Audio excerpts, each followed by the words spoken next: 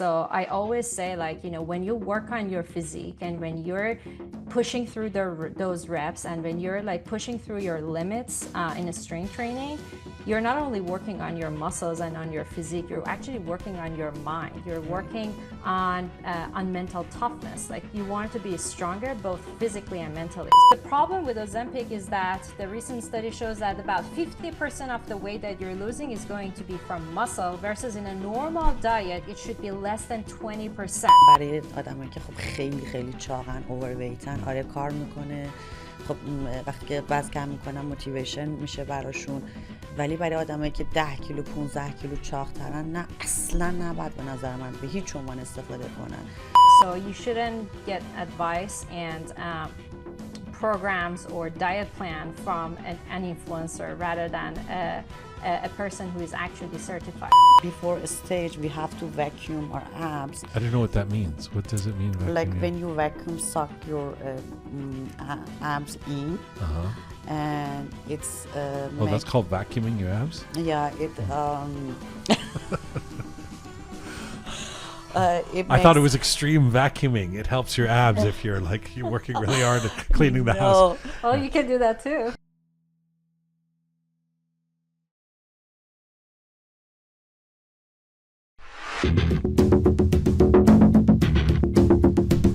It's October 30, 2025. This is Roqe.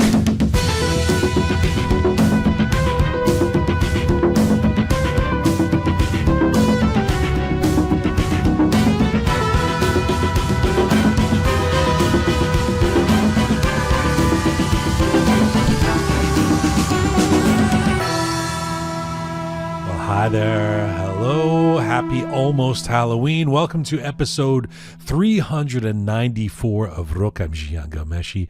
Salam dostan aziz, durud bar shoma. Hope you are doing well wherever you are tuning in from around the world. And speaking of around the world, I am currently in Dubai, United Arab Emirates. But, well, actually, as I record this, I'm not in Dubai. I'm still in Canada. I will be in Dubai. We are pre-recording this episode.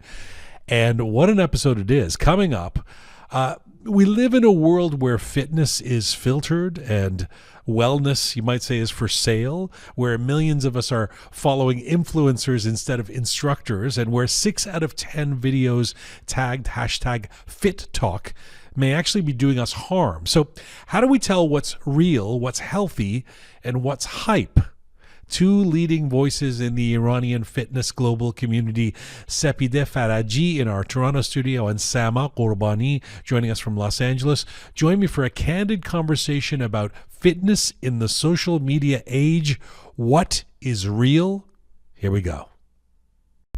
Today's episode of Roqe is brought to you in part with the support of Tika. Tika is a results-driven platform offering telecom solutions, lead generation, and digital marketing for businesses that want to grow and stand out. With the help of Tika connections like SMS, text message marketing, or creative content, there have been some real marketing successes this year, like North American election campaigns, major Iranian cultural events, and high-quality leads that have been generated. Further, using Tika's VPN and VoIP services can be a lifeline depending on where you are traveling around the world, including inside Iran, where connectivity will always be at your fingertips. Tika is all about helping you reach more people simply, effectively. At its core, Tika is a customer-generating machine. Thanks again to Tika.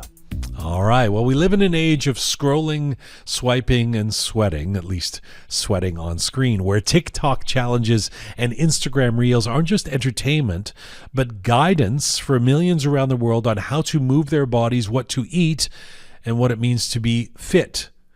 But of course, what is real and what is smoke and mirrors? A recent study published in the journal Body Image looked at 200 TikTok fitness videos under hashtags like fitness, gym talk, and fit talk. And the findings are quite interesting. Nearly 60% of influencer videos contained misleading or harmful information. Most of the people making these videos weren't trained in what they were teaching, and what dominated was not empowerment, but sexualization, objectification, body shaming, and extreme dieting. Another major study in 2023 surveyed more than 21,000 young people across 6 countries: Australia, Canada, Chile, Mexico, the UK, and the US. And the results were also sobering. The more time young people spent on social media, the more likely they were to feel dissatisfied with their bodies. That's probably true for not just young people. And this problem isn't confined to fitness alone. Earlier this year, The Guardian reported that more than half of all the top trending videos offering mental health advice on TikTok contained misinformation. So when it comes to fitness in the social media age, what is inspiration and what is deception? To discuss all of this, I'm joined by 2 impressive Iranian background fitness creators who have each built passionate communities while navigating the very questions that we're raising today. Sepideh Faraji, known online as Sepideh Fit, is a Toronto-based fitness coach and lifestyle influencer who has combined professional training with a commitment to empowering women, especially in the Iranian diaspora, to take charge of their health. Her content emphasizes consistency, discipline, and realistic approaches to fitness, not just quick fixes. She's also someone who has translated her own personal fitness journey into a platform that inspires thousands of followers daily. She's with me here in the Roqe Studio today. And joining us from Los Angeles via Zoom is Sama Ghorbani, the creator behind Nutrifitopia. Sama is a nutritionist and fitness content producer who bridges science and accessibility, bringing nutritional advice, workout routines, and wellness insights to a large audience online. She's particularly focused on the connection between food and fitness and how people can make sustainable lifestyle changes rather than chasing unsustainable fads. So this is a conversation, I suspect, about wellness and worry, motivation and misinformation, and the very, very real consequences of the virtual fitness world. Welcome, Sepideh and Sama. Hello. Hi, Jian. Very good to see you, and thanks for having me on again. And Sepideh, it's been a long time. We've known each other here in Toronto, but you finally got you on Roqe. Nice to have you here as well. Thank you. Thank you for inviting me. And I'm so glad I'm here. And I can talk about my journey. You can. Well, let me start with this. I talked about some stats there in the introduction. This body image study that suggests 6 out of 10 TikTok fitness videos are either misleading or harmful. Sama, does that surprise you, that kind of statistic? Not really, because, it's like anything else in this world. When it comes to availability, then there's always like benefits, pros and cons. So basically, fitness is similar to anything else. And we can see that it's quite rising for the past, like I would say like 10 years that I've been on media and social media. Which I've seen so many videos coming through my feeds, even like the people that I follow, sometimes surprisingly, because, it's like it comes down to like interactions, getting impressions, getting your post or your reel viral. And that's why like some people, they started like walking on the edge of like real science versus like, fitness fads. Is it Sama, is it lack of care from people who should know better, or is it that I don't know, influencers are stepping into territory where certified trainers or psychotherapists should be leading? I mean, it's a combination. So it's not only for influencers that they stepping into like fitness and nutrition world, but it's also the actual certified trainers or nutritionists that they also get into this play with like social media, that for like more interactions and more likes, they started like creating posts that they are not really or truly science-based.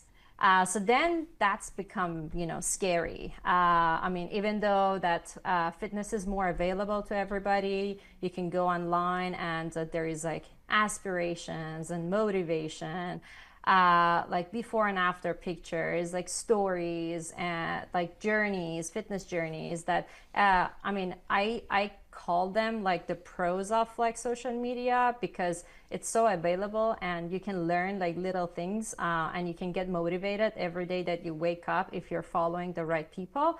But then at the same time, if you're not following the right people, that's where it's going to come down to the damage and the harm that is going to hit you right directly to your body and to your health. Sepideh, that same statistic to you, 6 out of 10 TikTok fitness videos are either harmful or misleading. Does that surprise you? No, not at all, because we are living in the social media decade, right? So, everyday people, they try to put, like some people, they put a fake information, some people is real, but people has to find out which one is the real, which one is the fake.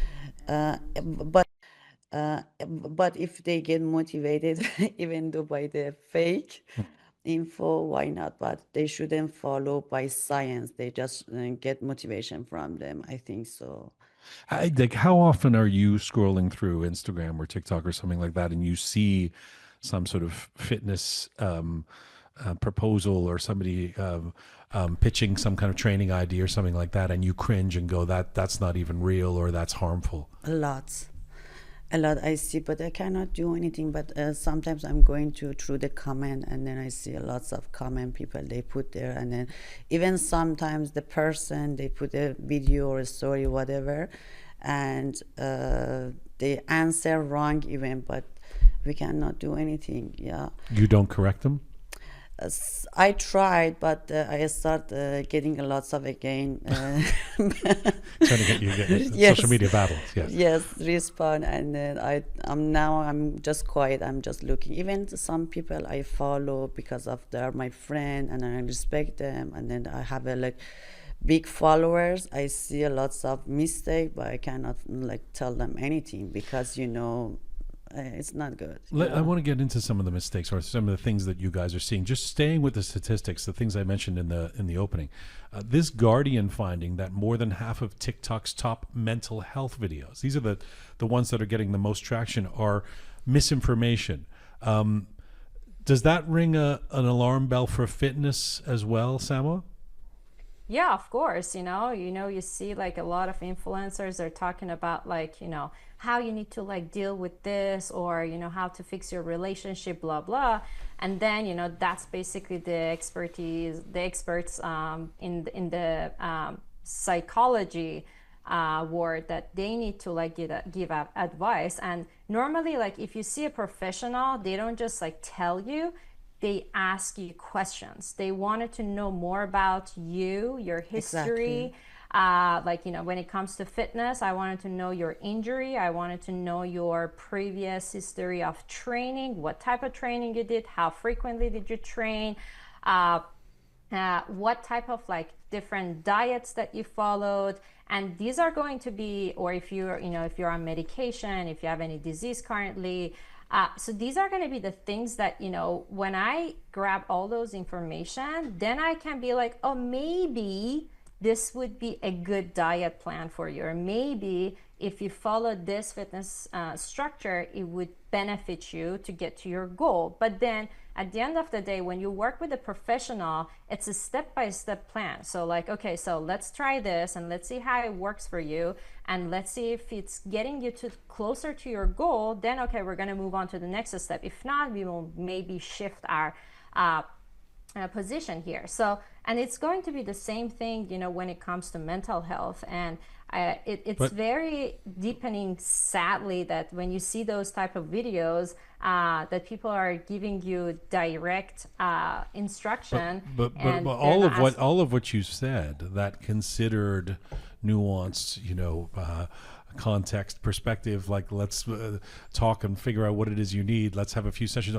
all of that's the opposite of social media, right? Exactly. It's like boom, boom, boom. And yet that we brought you guys on because you're not you're not in an ivory tower, you're not an academic who opposes social media. I mean, you're both active in it, you both have hundreds of thousands of followers. So Sepideh, how do you I mean, we all understand the value of, or what is considered value in social media. You want to get lots of likes, you want to get lots of views. The more you get, the more traction you have, the more status you go. And those decisions can be different from what is the responsible thing to do in terms of giving training advice or something like that. So how do you walk the line between catchy and shareable content and content that is accurate and safe? So first, when I started, I was gonna, to be honest, we all likes to follower. We likes to people follow us. We get comment, and then it's like kind of like what can I say? It's like a dopamine, right? When you get like and then followers every day. Right. First, when I started, it was just like putting the post in Instagram for that reason. And then after a while, I saw lots of like women, they reach me and they ask me lots of questions. And then after that, I told myself, I have to do something. I have to do something like I can help the woman, right? Like especially in my age. And then after that one, I made a decision, and then I started my post through all the question I'm getting, all the feedback I'm getting from the people, and then because of that question, I'm making the post in my Instagram. At least this way, I'm telling to myself, okay, I can help the people this way. At least I can put some good information, at least real information, and then it can help them, and then maybe they can change. It can change them lifestyle to be better. Sepideh, are there times now, if you think about it, when you're posting, you post quite a bit. I mean, I follow you. See, are there times when there is something that you know that you could post and that it would potentially get you thousands and thousands of views or likes, or as you say, that dopamine hit of new followers, but that you say, I'm not going to post that because that will be sending the wrong message about I don't know, diet or working out the abs or something like that? Yeah, I had that kind of post, but I didn't post it. But can you give an example of that? For example, I have a different followers. Some just they started. Some they are professional, middle, all that. They are my followers. Some of the my workout, I'm doing it is so professional, and I'm thinking to if I post this kind of stuff, maybe. Who those they don't have experience, maybe they're gonna get injury, something like that. And now my post because of the feedback I'm getting from my Instagram, and mostly is like basic, not professional, That's interesting. So it's not necessarily that the information wouldn't be correct, it's that as a trainer you might not give certain information or train somebody who doesn't have the experience or isn't at a certain level. Yeah. And so if you just throw it out there on the internet for anybody to be doing that same exercise, it's not necessarily safe, right? Yes. I put once and then I got a lots of comments how we can do it. I have a injury, I have a back pain, I have a knee pain. And then after that, I decided to not put everything professional in my Instagram. So now I'm so picky to post everything in my Instagram. Sama, have you, that same sort of question to you in terms of how you navigate what you're about to post? Are there times when you go, damn, I know this would be really popular, but this is not the message I want to send? Oh yeah, all the time. I mean, especially with the things that they become super trendy, it's very easy to just get on the train and then go with that route. But for me, I always come down to what it's going to be beneficial for their health in a long-term run.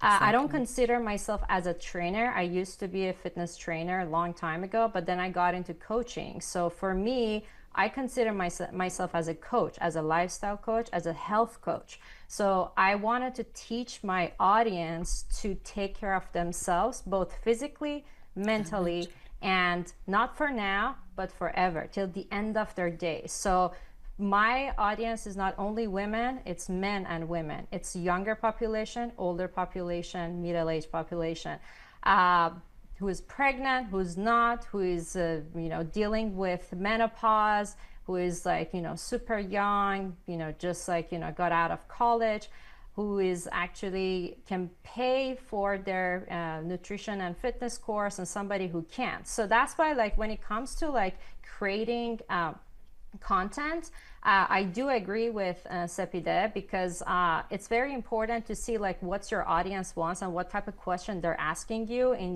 the DMs, in the comments, the interactions that you normally get. But then also at the same time, I'm a coach, I'm a trainer, so I need to know what would be beneficial for their health.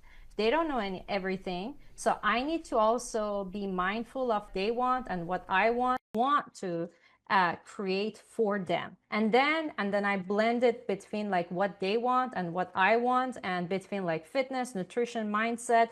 And that's why it becomes very difficult to what type of content you wanted to create on a week-to-week basis and feeding your audience. Sometimes it's easier to just like create something that it's been what they want and just like go with that and get more likes and comments and everything. But I rather to stay like, on a lower end and making sure that I'm keeping the balance. So to get to the goal that I want at the end of the day, because it's my page. Well, let me zoom out for a second here, because and just ask a broader question, and maybe it's not an easy question, but I want you to obviously be Roqe, because the two of you, you're both very young, don't get me wrong, but I think you were alive before social media fitness videos, right? I mean, you remember the time before that being healthy didn't necessarily mean being healthy because of TikTok. This study that found that in 2023, a couple of years ago, that found that social media uses correlated directly with higher body dissatisfaction. Now, that's not just because of fitness videos. We all know that the perfectionism or the what's fed in social media puts more pressure on all of us to feel like our bodies are not good enough. But from your vantage point, are people who are coming up in an age where fitness is in social media, are they more inspired or more harmed by fitness content online, Sama? I don't know the statistics, but I think what I can see from my perspective over the past, like I would say 10 years, that I've been on media, and then before that when there was no media, but I wasn't into fitness, so it's very difficult for me to like see the real world, how it looked like, back in the day in the gyms. But then I can totally see the shift here. So I would say like 5, 6 years ago, there was more about like the filters. Even I myself, like, just being honest, like when you're on media, you don't have makeup, you're like, okay, I'm gonna put a Instagram filter. And then back then it was very popular. You go on media and then everybody has a filter on with like glitters, whatever. So there was very trendy to like use filters or like pose when you're posting a picture. And with anything else. So not only in the fitness world, you could see like, even the influencers, the fashion designers, and then that was like the way that people would have created content. But then past like 2, 3 years, I would say it's like shifting to the way that like show your real you. Like, I don't remember when was the last time I actually used a filter on my face, posting something or even going on a story. So just like being real, okay, today I don't have a makeup on, that's really okay, this is my real face. Or like, oh, my house is messy, so I can be you. So because the content creators, they're trying to be closer to the actual people, the real people. Like, they don't like wake up and having a makeup on. They don't have it long. They have 2 kids and they're like running a business and they're working and then they're working out, they're sweaty. So it's just like showing your real you, both on stories and contents. That's something that it's becoming more trendy. So I think that idea that you're saying, it's shifting to less of an aesthetic rather than being real and creating authenticity. But if we want to talk about like the statistics, I think it might be a little bit different. But this fitspiration, have you heard this term, fitspiration? Yeah. I mean, critics have said, and this is based in studies, that guilt, overtraining, like people who feel like they have to go to the gym then three times a day, and eating disorders, obsessive comparison. How do I look compared to her? Do you see those risks in the audiences who follow you, Sepideh? Most of the time, yes.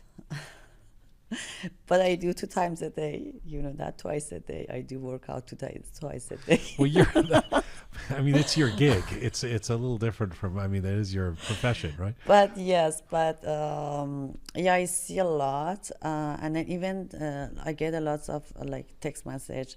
I want to be like you. I was like Sama. 3 years ago, I was using a lot of filter, and then in Instagram, without filter, I feel like I was feeling like, oh, I'm so ugly. Why? Maybe people gonna judge me. They're gonna say, oh, you are like, you don't look good. You have like a lots of like this kind of thinking.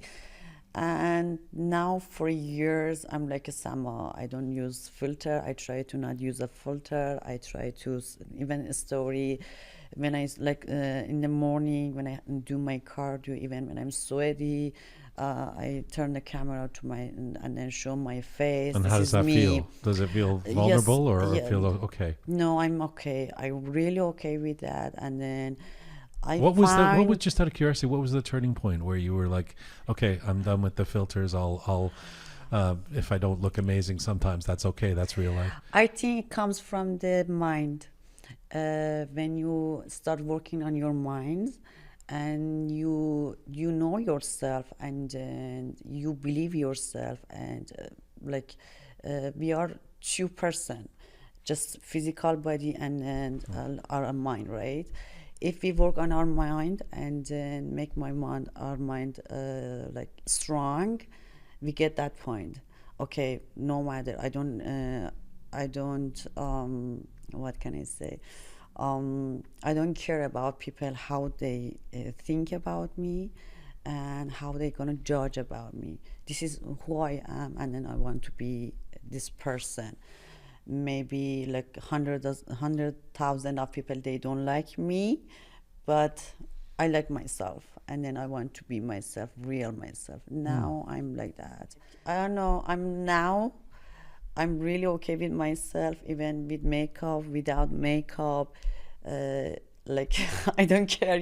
Sama, how did you get to that point? I'm thinking about your pregnancy photos. Not that they're anything but beautiful. I'm sure you got so much validation from them. But I mean, there probably was a moment in your mind where you were like, should I post this? Is this, do I want to be put myself out there like this?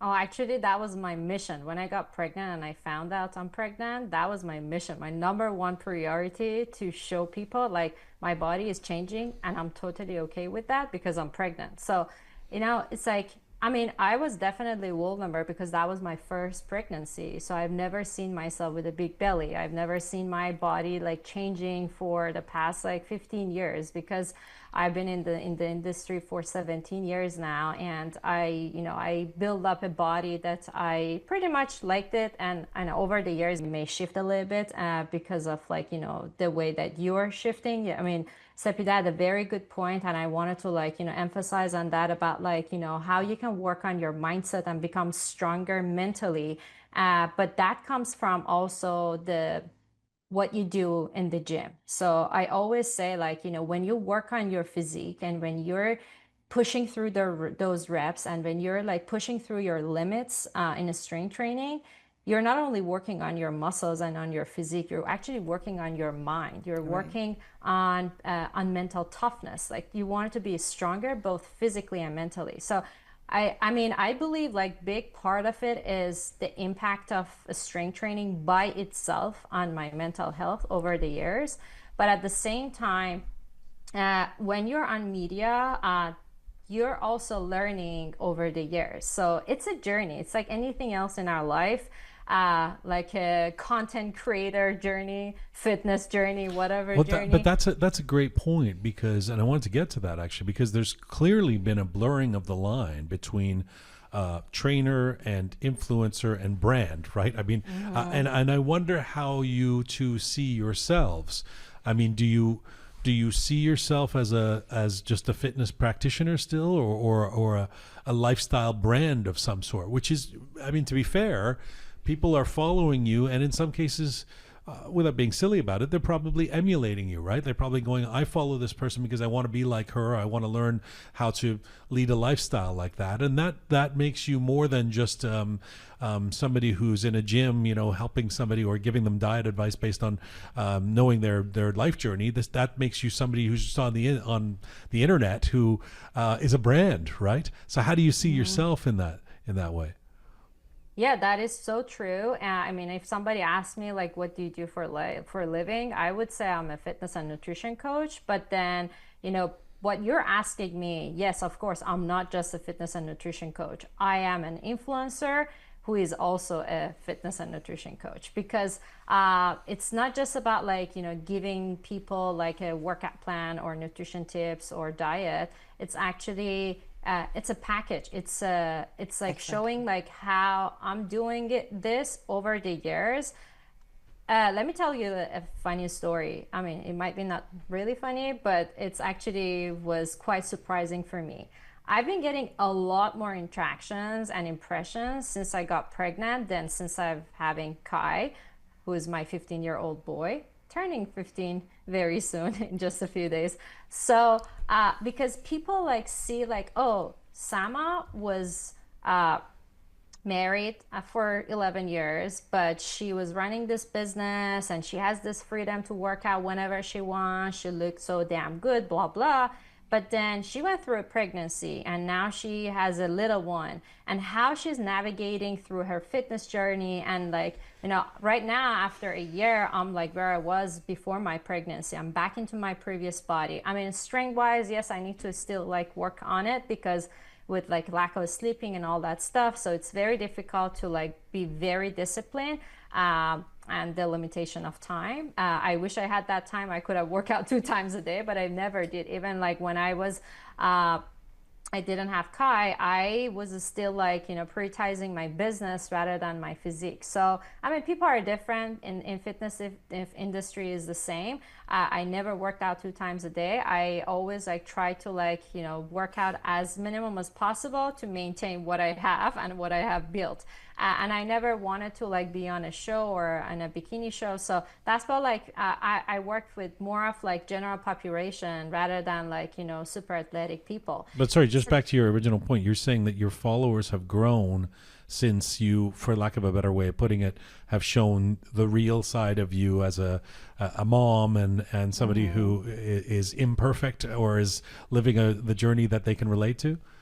Yeah, exactly. Because, they see like, okay, so if she's doing it and she's running a business and she has a baby and she's just struggling, they feel good about it because they're also the same way that they're trying to like, get better and make a better version of themselves. So it's inspiring and people like that. And that impression can really help people to understand like, being a fit is not for only a few people or a smart percentage of people that they have the time. It's actually for everybody, and you can make your health as a priority as much as you can, and it doesn't necessarily need to be for a small group of people. Sepideh, how do you react to what she's saying? You're a mom too. No, I'm not. So same way with Sama, most of the people, they say they want to be like you, because I do 2 times a day. You know that I'm competing. I'm like a little different than Sama. And before competition, I do like twice a day, like morning time and then evening time. Morning time, And it's extreme discipline. I know, Yes. like you can't. You don't eat. You don't. There's a lot of things. No, I have to like every like 2 weeks, sometimes in 3 weeks, and then at the end, close to competition, every day, my diet is changed, right?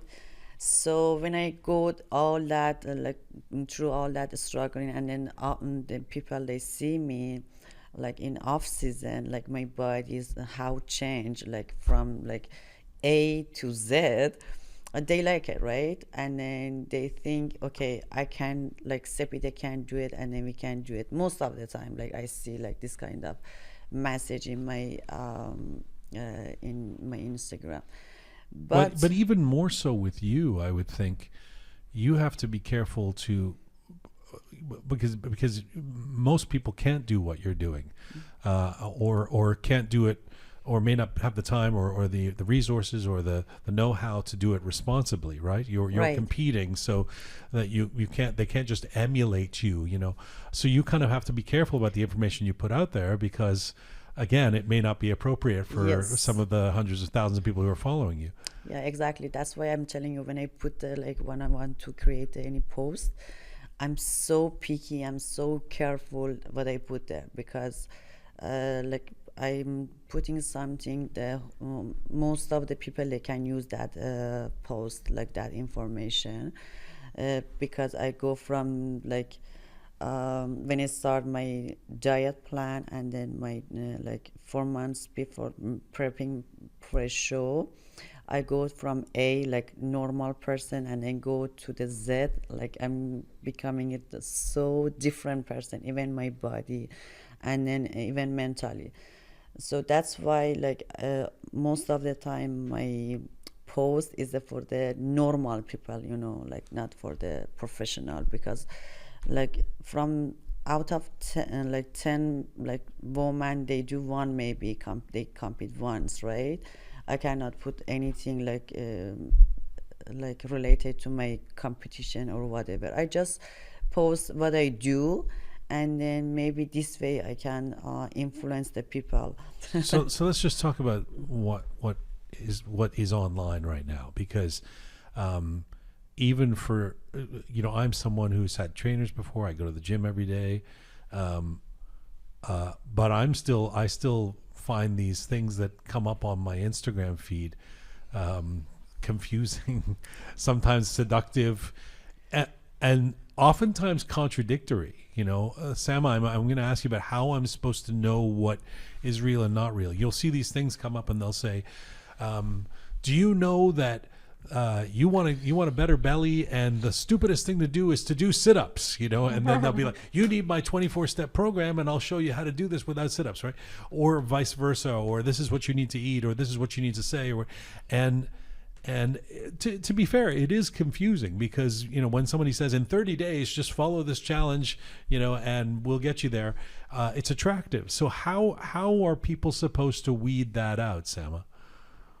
I mean, there are so many things they need to pay attention. Number one, the person who is giving giving them that content, they need to be certified. So either a fitness certified or nutrition certified. So that would be, I think, number one thing, because you see like a lot of influencers, they're giving advice and giving directions, but that would be very tricky. So you shouldn't get advice and programs or diet plan from an influencer rather than a person who is actually certified. But then, as I mentioned earlier in our show, being a certified doesn't mean that you're a good trainer or a good nutritionist. Exactly. Because even like, I see sometimes that people send me videos from a person that I actually know, or a doctor or a physician, that they're talking about something related to nutrition. And that happens a lot more in nutrition rather than fitness, unfortunately. And then, they're saying like, oh, what do you think? Like, is this true? So that's why it's important that people become educated by themselves, by following the real educators. You see a lot of people that they got like an online certification. It's not that difficult to get an online certification, to be honest, these days. They just say like, I'm certified, but then in the real world, you don't see that person, that actual fitness trainer, they train one single person in real life. So how much experience you have. So the experience is the other thing that, you know, you need to understand, like, okay, is this trainer has been working at a gym for 10 years or they just become an online trainer for the past 2 years? So that's gonna, I mean, I'm not gonna say that, I mean, everybody starts from somewhere as a trainer or as a nutrition coach, but I'm saying like it's very important, but somebody wanted to get that information and they wanted to validate it in their mind. Those are gonna be the little things that it's important, it piles up. The other thing is important is when somebody's giving you an information which is very shocking and you're like, oh my God, that's something that you can tell like this is absolutely wrong. I mean, I'm not gonna say absolutely, but pretty much like 99% wrong. Yeah. Because you're like, oh my God, I can like lose my belly fat in 30 days. I just wanted to do that. But then you like think it thoroughly and you're like, that doesn't make sense. Then, you know, that would be the other thing that it can be easily, but the reality the list goes on. Even the reality is even professionals have different approaches, right? There are people who will argue that veganism is the way forward for health, and somebody will say, no, the paleo diet, and in their own communities, both will be right? So it's then it's how am I supposed to navigate what's right for me? Sepideh, do you have rules around what you think people should beware of when they see it online in terms of these ads that come up for here's all you need to do for 30 days to follow our program, etc.? Just Sama said anything it shows like a short-term result, it doesn't work. You should like aware like nothing is gonna happen in a short term. If you want to get result for like getting like losing the fat in your body, it's not gonna happen in 30 days. Something is wrong with that, and you need to something for a long term. Even if you do something for a short term, it's gonna work for the short term, and then after that you're gonna back to the normal diet or lifestyle you had before, right? But you have to choose something it changes your lifestyle, and then you can have it like long time and with yourself, because you're gonna live life right in this body for a long, right? You don't know for how many years, right? So you have to choose something is real, right? It's not gonna happen. You cannot build a building in 3 days, right? In 2 months, right? It takes time to build one building, right? 2 years, 3 years. Body is like that too, right?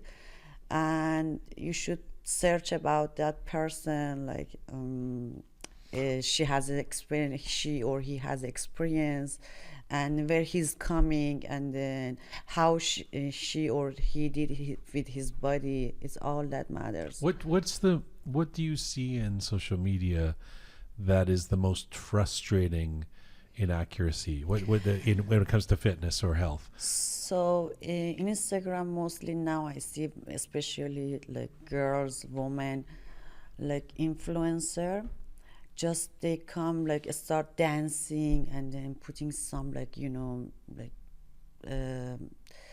content which doesn't have like any information behind it, and just people they follow it, and then after they get follow and then became a like fitness coach or nutritionist. That things is frustrating me. And then I saw recently they sell the package in a like really, you know, like high price, and I just sometimes like surprise me how they trust that person. Yesterday she was because of the lack of تجربه ندارن. اصلا تجربه ندارن، فقط با دنس کردن و نشون دادن بدنشون اومدن بالا. بعد میبینم که مثلا پکیجایی میفروشن که پکیج لاغری 2 ماه 3 ماه، مثلا چنین چیزی نداریم. خیلی اصلا جالب. بعد من فقط رو نگاه میکنم و خیلی جالبه، یه سری میان به من میگن که مثلا فلانی این قیمت میده اینجوریه. میگم خب اگه اینجوریه فکر میکنین درسته، خب برین باش کار کنین دیگه، چرا از من سوال میکنین؟ خیلی یا دبل چک میکنم با من تمرینا و مثلا دایتی که گرفتن. خب اینا مثلا خیلی وقت من اصلا اذیت میکنه. یه وقتی روزی 50 تا مسیج میگیرم، بعد مثلا جوابشون هم نمیدم، میان زیر این کامنت هایی میزنن تو رو خدا جواب ما رو بده. خب من چرا جواب بدم تو اگه مربی داری؟ Sam, was same question to you in terms of what the most frustrating thing you see in inaccuracy or false information or something like that in social media when it comes to fitness and health. Oh my God. The biggest one is like, oh, do these exercises to get rid of your fat. Like, let's say do like 100 crunches and or do Exactly. these workouts to get rid of your belly fat. Or if you wanted to have like you get rid of your arms fat, like do these exercises. I hate those type of content, and every time I see those and they never stop, it just cringes me. And I'm like, Because why? can we Because they're just like really stop this? Like we don't have spot fat reduction in one. Exactly. When you start like burning fat in your body, whole your body is gonna start like, like change, right? Some people they ask me, can we please just do workout for my like abs, and then we don't want it our like face, and then our butts get smaller. I'm just like looking at them. no. What But should wait I? a second. Hang on a I'm second. not a surgeon. Aren't there certain exercises? If you want to build the butt, you do squats. I mean, in there, you can't isolate parts of your we body. do have We do, yeah. like we cannot I mean, that's like the whole thing about bodybuilding. Like you like you Exactly. can build muscle in one spot, but then about like fat reduction, Should go. there is no evidence. Like there is no like zero evidence that you can get rid of your fat in one spot by doing exercises in that area. Fat Exactly. reduction only happens I'm with gonna have to like calorie unsubscribe deficit. from some of the fitness apps that Yes, please, let's do it now. I've been trying to So- lose my belly fat with. I'm kidding. I like my belly fat. So like sometimes I'm telling to like my client or the people when they message me in Instagram, telling me our body is not a computer. We can program. Okay, go and then do just my belly, get rid of my belly fat, and then our oblique or whatever, like our like under the butt, and then other spot. Please don't touch it. We cannot do that, right? Let me turn it around because I've been focusing mostly on the negative, the dark side, if you will, of the social media age when it comes to fitness. What is very validating? I mean, beyond when you're getting paid or sponsors or that type of thing. What is most validating about what you guys do in terms of the online element and the kinds of things that you can do as fitness instructors or health practitioners or influencers in social media today that you couldn't have done 20 years ago without these platforms? Sama, you start. Inspiring people to become a better version of themselves. I think that's like the most fulfilling feeling that I get like on a day-to-day basis from my social media, and that just like gives me motivation to create more content. Because even like just yesterday I got a message, it was very sweet, from one of my actually clients, that she was like, yeah, I see you like when you're traveling, you work out, or you're trying to like post like little things or stories that you're showing for yourself, even though you don't have enough time or you're traveling. And she was like, I tried to work out for the first time in my life. I think she's almost like 50-ish, 60 years old. And I got goosebumps because, even like, the little things that you don't even realize that it's going to be important and it's going to influence people to just like, go ahead and do something for their health. That is going to be inspiring for them. But then it's very important to don't be too picky. I mean, I'm just like talking out loud right now to myself that sometimes, I feel like I need to like post certain things that I really want, but even like those like casual things that, maybe like I even showed that I'm working out in my backyard with my flip flop and with my, just like, with my pajamas on, and people really like it. I get messages that are like, oh no, I got motivated that I don't need to be like, in a very fancy workout clothes or going to the gym with like, expensive sneakers on to do my workout. I can just do it whenever, even like whatever I look. That's awesome. I actually hate that when a trainer reminds me that you could be doing this in your backyard. You don't need to, like, because I'll be like, oh, I don't have time for the gym today. There's a bench you can use, barefoot. You don't need to. Yeah, in COVID time, we used to do that one, right? I used to go to the park and then work out with the bench and then some bands, and that's it. We didn't have like gym equipment. I used to have like 10 clients at the park. Yeah, I used to during meet COVID. them during the COVID. Yeah. What, Sepideh, how would you answer the question in terms of what is the positive? What's the most validating part of your journey from just being a fitness trainer within the gyms to somebody who now does it to a much larger audience online?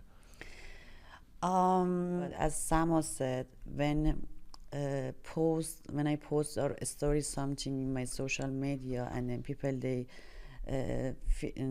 respond me, that's like inspire me to do more and more, because I see people they like it.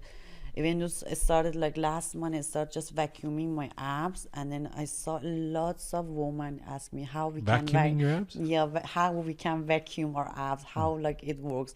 And then I started like putting every day in my routine, and then I saw lots of like comment I was getting from them, and then they were happy. They started doing with me like this kind of stuff, like it's like nothing, because I was vacuuming before a stage. We have to vacuum our abs. I don't know what that means. What does it mean? Vacuum Like your- when you vacuum, suck your abs in, and it's Oh, that's called vacuuming your abs? yeah, it it I thought it makes- was extreme vacuuming. It helps your abs if you're working really hard at cleaning the house. no, Oh, you can do that too. yeah, and then it makes your abs muscle strong, right? And then this way we can pose better. And then I just put once in my Instagram. After that, people start like asking me. Wait, lots so of if mom- you tense your abs, yes, and you keep doing that, it actually Yeah. makes them makes more in your shape? yeah makes your like Ribs muscle here stronger, more stronger. And when you do abs workout, it doesn't hurt that much. And then when you keep your breathing, is effect on your like even like in your mental. And the secondly, you can like control yourself, like a meditation, right? It's like a meditation, but it's really good. Sama, do you vacuum your abs? No, I don't. How dare you not vacuum your abs? Do you not realize how good this Maybe I need to start. No. Yeah. All set. Start following Sepideh. Yes, you should start Sama. It works really good. I'm all set.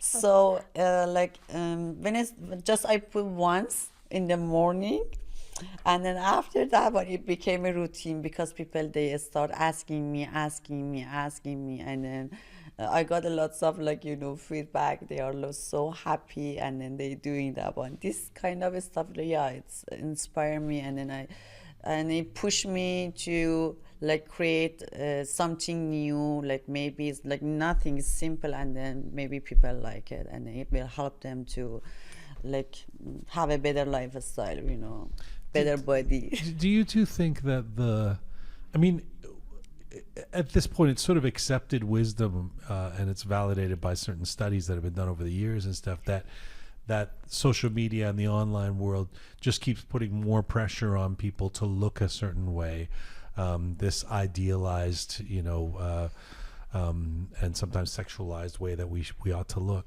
At the same time, I feel like we're also in this era. Maybe this dovetails with something that you were saying earlier, Sama. I mean, I wouldn't necessarily take this to the bank, but I feel like we're in an era where different kinds of shapes and sizes and ideas of beauty exist, and you kind of actually see that now, because so much stuff is online that there's definitely people who like curvy bodies, and there's people who like super skinny, and there's people like, so I wonder if you feel like, Sama, when you were talking about that, people being interested in more real, whether that's taking some of the heat off of the the idealized version of the way we're supposed to be and look online, or whether that is just on this trajectory of getting worse and worse, especially for young people. Yeah, I mean, I look at it from a positive perspective. That's a good thing that, there is not only one size fits for all, because, beauty can be in many different shapes. But at the same time, it's a very narrow line between just looking in different shapes rather than being healthy. I see nowadays that, with like this body positivity trend, which is again, it's a good thing. But at the same time that, somebody who has like 40% body fat and it's like, super unhealthy, as for, coming from like science, they're just promoting that, it's just like, her body looks like that way and it's totally okay. I mean, it's okay because we don't want to judge people from their body, and we don't want to take away the opportunities that they can have in life. They wanted to be a fashion blogger and they wanted to be oversized. Why not? Everybody can be in different sizes and they should feel the best in their skin, no matter what. But at the same time, we need to understand that healthy is different. Even you can look fit, but you can be very unhealthy, and that's very popular in a fitness industry. That you look at them and you're like, oh my god, I want that body, but then when you like look into their background, they see that person was hospitalized because of the eating disorder. So it's very important and that's why it becomes to the point that, okay, you can look curvy if you like to look that way, even though your body structure should dictate that. You can't be like super skinny and you wanted to achieve like a Jennifer Lopez body. We need to understand that the structure really matters when it comes to bodybuilding. But at the same time, you can have different tastes and different types of body, as long as you're aiming to work for a healthier version of yourself. Exactly. Yeah, I always say like they have to look just to be healthy. It doesn't matter like you have to have like curvy like body, or they wanted to look like for example any influencer. Some of them is fake, right? It's not real. But they have to just be look after themselves, to be healthy, and try to move every day, move their body. And just out of curiosity, Sepideh, do you think that Iranians are worse when it comes to a certain beauty standard that they feel like they have to meet? Iranian, Brazilian, they are like that. Colombian. They were like what? They are worse than Iranian. Persian people, yeah. The Brazilians feel like they use Brazilian and Colombian. They use a lots of drug to show like they have a really good body, and then especially butts, all that focus on the butt. But most of them they do like surgery, Brazilian butt. They are not real, but it has a pros and cons. Like it maybe give to some people to motivation to do workout to look like them, but as long as they keep them in a healthy way, not going over or disorder to diet and stuff. Sam, I always feel like, not to pick on our community, but if I were to just say anecdotally, I feel like there's a lot of stuff that happens in the Iranian community that, like fat shaming and things, that I see more so amongst Iranians than I would amongst non-Iranians. What's your experience? Oh yeah, of course. It's culturally, unfortunately, but at the same time, again, from my point of view, it's getting better because we need education, in anything. You look into like, I look into Americans and I see like, they've been working out in their entire life and that was part of their lifestyle. But then I look into my parents and my grandparents, they never worked out in their life. And that wasn't something You're not considering the Zurkhune. Yeah, we can definitely consider Zurkhune, but it was like a very small population of people that they would have go to Zurkhune, right? So that's why actually my husband's grandfather, he used to go, and he's still in a very good shape at the age of 86. So it's very important to like educate people, and that's a good thing about social media. I feel like the education is more out there, and then people are more concerned about their health. But at the same time, because the way that we are living in the 21st century, being sedentary, with like all the processed food, that it's very accessible, unfortunately it's more difficult to live healthier than 50 years ago. It's just like the dictation of the era that you're living. But at the same time, the education is more out there. People are more concerned. People are more willing to pay or to do those certain things. But at the same time, they need to understand that what it's working for them and what is good for their body. And that's the cons from social media, that sometimes they can't really understand that.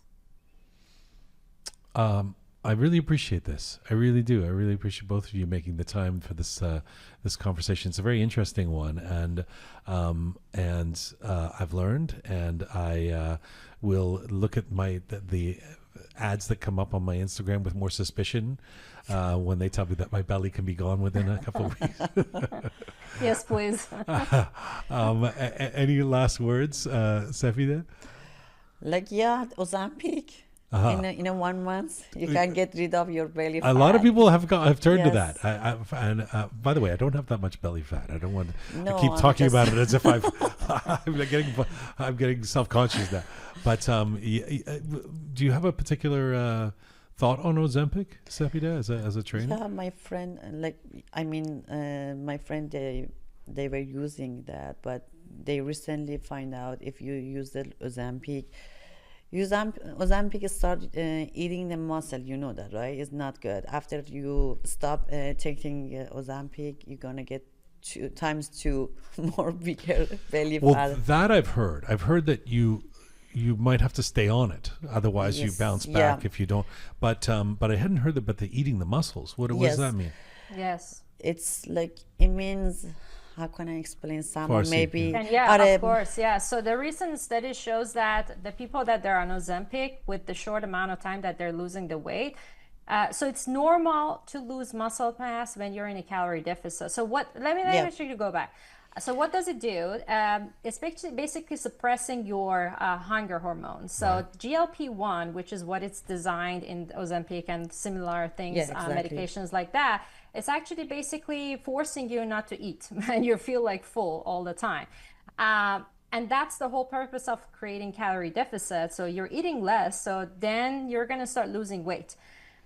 But the problem with Ozempic is that the recent study shows that about 50% of the weight that you're losing is going to be from muscle, versus in a normal diet, it should be less than 20%. So, and even like in some cases, we can actually maintain the muscle mass pretty much in the entire time that the person is dieting to lose the body fat. And that's the biggest concern, that it's rising. Even if these you're, days. say, you're working out and doing Ozempic. There you go. So this is my different point of view from Sepideh. So when this came out in the beginning, I was so against it. I was like, no, nobody should be on it, blah blah.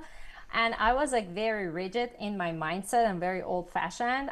But over the past, I would say 6 to 12 months ago, I've been like reading more and studying more about this topic. And now I'm into the point that I feel like it can be very beneficial for certain group of people that yeah. they're very overweight and Obese they don't have any motivation to lose the weight, and they have lost their self-esteem and self-confidence, and or either they're diabetic and they have more health concerns on this side of the weight. And then you're looking into Ozempic with its own side effects, and you're like, well, if I live my life at 150 kilos and I'm diabetic, my life expectancy is gonna be down for like 20 years. So instead of this and continuing this, maybe I can go on Ozempic and lose some weight and have a better But none blood markers. none of the people, at least the people I know, that are have done Ozempic or are on it or something similar to it, have been morbidly obese. They're all Yeah, people. and that's the problem. Yeah. You know, you're like, you're only dealing with like 10 kilos and you're like, I want to go on Ozempic. No, like, I mean, No. that would be a good candidate to go on Ozempic unless they only wanted to get the motivation, but at the same time changing their lifestyle. But from my perspective, from the people that I know, 99% of people, they don't do that. They just go on Ozempic. They don't do strength training, which is super important. Like if anybody, if they go on Ozempic, they need to strength train at least 3 times a week. They need to take enough protein daily, unless they're going to lose a lot of muscle mass. And not only they're not going to look good, because it's going to be like skin and, if you lose like 30 pounds without enough muscle, you're not going to look good. Let me tell you that. But at the same time, You look good if you want to be skinny.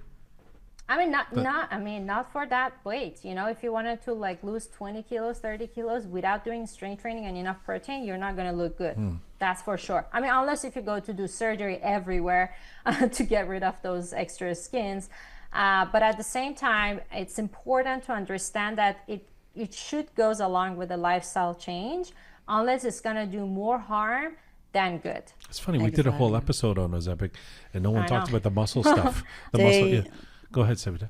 They recently find out حتی روی کورشون هم روی بینایشون تاثیر میذاره بعد اینکه gallbladder, kidney. I mean, the list goes on. Like, there's so many side effects. To be fair, it has been talked about as such a wonder drug that it's good for everything. It cures you, makes you skinny. I mean, I'm not surprised that there's some downside, but of course, yeah. از سماست برای آدمایی که خب خیلی خیلی چاقن اوورویتن آره کار میکنه. خب وقتی که وزن کم میکنن موتیویشن میشه براشون، ولی برای آدمایی که 10 کیلو 15 کیلو چاق‌ترن نه، اصلا نباید به نظر من به هیچ عنوان استفاده کنن، چون که ماسل یه ارگانی تو بدن که همونقدر که بیلد میکنه خودشو، اگر بهش غذا نرسه، پروتئین نرسه، آمینوسیدهای ضروری بهش نرسه، شروع میکنه از خودشو تغذیه کردن. منظور از این که ماسلو میخوره یعنی اینکه خودش شروع میکنه از خودش تغذیه میکنه و همین باعث میشه که هر روزه کوچیک‌تر میشه، شرینگ میشه، بعد پوست میفته و همه این اتفاقا میفته و پیری زود رست میگیرن و روی حتی بونشون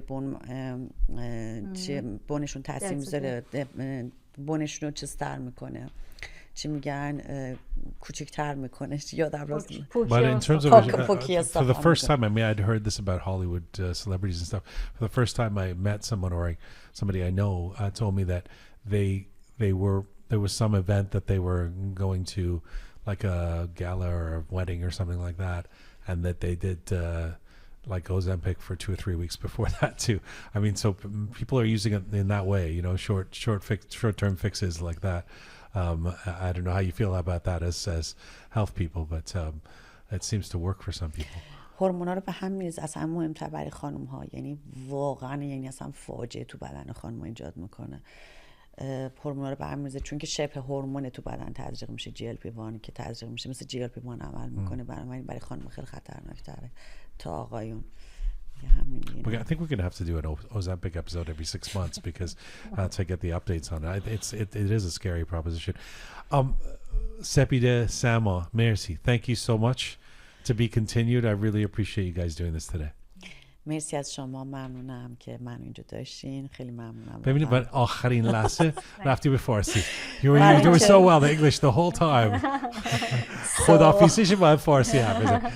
Thank you for having me. Thank you for having me. It was honored. Such a good time. مرسی سما جون. خوشحال شدی. منم خوشحال شدم سما جان از دیدنت، خیلی خوشبخت شدم از آشنایی. مرسی. ممنونم. خیلی لذت بردم. Always good to have you on, Sama. Well, I love it. Thank you so much. Merci, you guys. Merci. Yeah, of course. Thank you.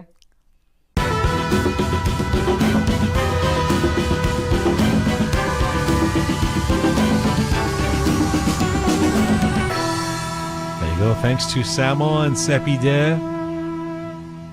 If you have any thoughts on this, questions emerging from that conversation, by all means, let us know. You can email us at info@roqemedia.com, info@roqemedia.com. By the way, that's our website, roqemedia.com, where you can find out everything that we do, and we appreciate you. And you can also just post on any of our platforms that I'm sure you've subscribed to. We appreciate that. If you like this episode, give it a little thumbs up too on YouTube or wherever you are listening or watching this. This is Full Time for Roqe for today. Thank you. Thank you to the amazing team who put this show together each week. Savvy, they call him Savvy Roham. Roham Meher. Tina Faraji, the photo and video queen. Super P, Parisa Sanjarani. And the talented Anahita Nayabi. Special thanks to Charming Kimia, the CK, Smart Pega, Methodical Kabe, and thanks to TRK, the Rising Keon, for your help. Thank you to all of you out there for supporting us and sharing our content. As I say, please subscribe if you've not done so already on any or all of our platforms. It's free. You can find our show on Instagram at Roqe Media. You can find me on Instagram at Jian Ghomeshi. And as ever, Mizun Bashi.